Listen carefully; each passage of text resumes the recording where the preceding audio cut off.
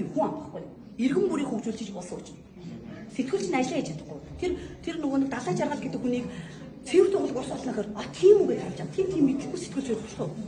Тэгвэл чиний нүдэнд туулахтаа усцахыг үлчий. Зөвшөөрөх үү? Тэгэхээр эдийн засаг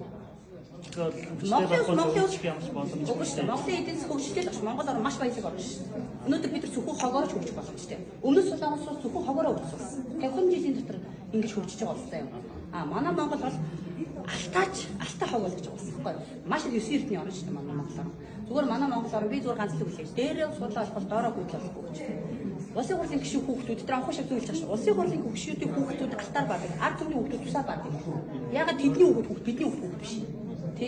Тэгээд яагаад ингэж өөрсдөө шоудаад яваад байна. Тэдний шоудж амир хин хамаатай. Бид нар бүгдээр ард түмэн шүү дээ. Хэрвээ үнэхээр ухаан гэдэг энэ хөл батлагдах юм бол үнэхээр одоо амар сэтгэл гоох гэж байна юм.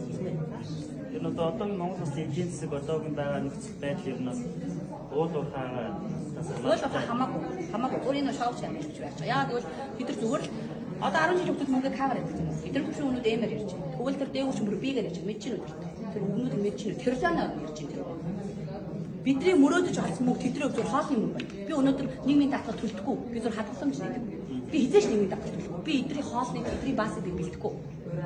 Би зөвөр өөрөө хүчээр